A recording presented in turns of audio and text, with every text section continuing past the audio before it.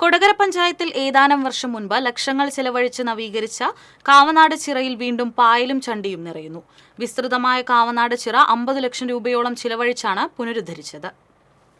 കൊടകര, മറ്റത്തൂർ പഞ്ചായത്തുകളുടെ അതിർത്തിയിലാണ് ഒരേക്കറിലധികം വിസ്തൃതിയുള്ള കാവനാട് ചിറയുള്ളത്.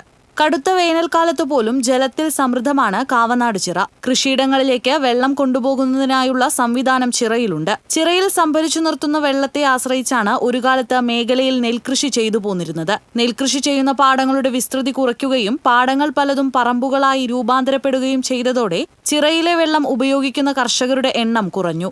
ഇതോടെയാണ് ചിറ അവഗണിക്കപ്പെട്ടത്. വർഷങ്ങളോളം പുല്ലും പായലും മൂടി നാശോന്മുഖമായി കിടന്ന ചിറ നബാർഡിന്റെ സഹായത്തോടെ KLDC നവീകരണ പ്രവർത്തനങ്ങൾ നടത്തിയത്. 1/2 കോടി രൂപയോളം ഇതിനായി ചിലവഴിച്ചു. 2019 ആരംഭിച്ച നവീകരണ പ്രവൃത്തി 2 വർഷം കൊണ്ടാണ് പൂർത്തിയായത്. എന്നാൽ വീണ്ടും പുല്ലും പായലും നിറഞ്ഞതോടെ ചിറ പുൽമൈതാനം പോലെയായി. വേനൽക്കാലത്ത് മേഖലയിലെ കുളങ്ങളിലും കിണറുകളിലും ജലവിധാനം നിലനിർത്താൻ സഹായിക്കുന്ന ചിറ വൃത്തിയാക്കാൻ നടപടി വേണമെന്നാണ് ആവശ്യം. TCV news, Kodakara.